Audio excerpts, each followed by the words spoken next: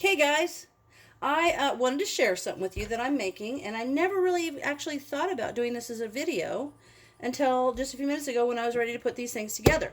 So the deal is, I've been off work today, kind of cleaning the house and stuff, and I've got some stuff to do outside, and I was wanting to freshen my carpets. And this is how you can freshen your carpets. Seriously, this works. You can freshen it using natural products, which is kind of nice because I don't even want to venture to guess what was in those, the carpet fresheners that you sprinkle all over your carpet. I don't know. It just seems that they're real powdery and they kind of work their way down in the carpet. And if you've ever pulled up carpet where someone's used a lot of that, you'll see all kinds of white powder underneath the carpet. So those fibers are so small they actually work their way through. So this is a little bit different.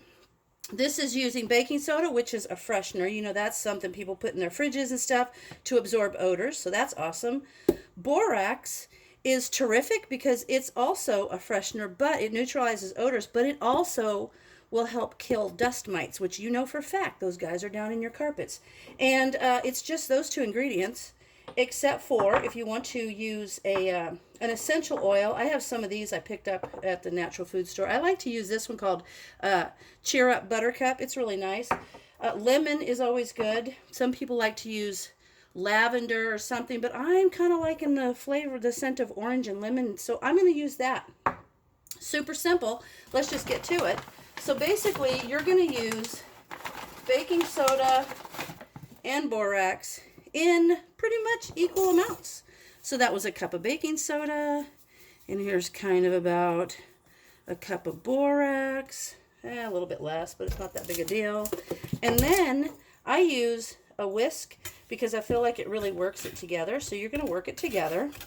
Super simple. And the reason I'm doing it now is because I've got some watering and some things to do with my flower garden outside. So I thought I would let this sit on the carpet. I've already pre-vacuumed it too, just to make sure. But I thought I would let it sit on the carpet and kind of freshen things while I'm outside. So that's good enough. Now the amount of essential oils you use is entirely up to you, and there's like blends you can use. If you've got someone who's got like a head cold, you could use like a eucalyptus and stuff in, like, say, in the bedroom. But it's just entirely up to you. I'm going to use a bunch of lemon just because I love it. I love citrus smells, so anything with citrus to me is a great thing. Okay, so now I'm just going to keep working that. Oh my goodness, now I can already smell those essential oils. And you would say, well, why doesn't the baking soda and borax absorb the scent of the essential oils? I don't know. I'm just going to say because essential oils are awesome and it just works out that way. So this smells fantastic. And now that's done. That's worked together pretty well. This is a quick little video. I'll take it in the living room and show you when I sprinkle it on. Then I've got one of these little shakers. I got this at the dollar store. It's an all-purpose shaker. My mom used to have this with flour.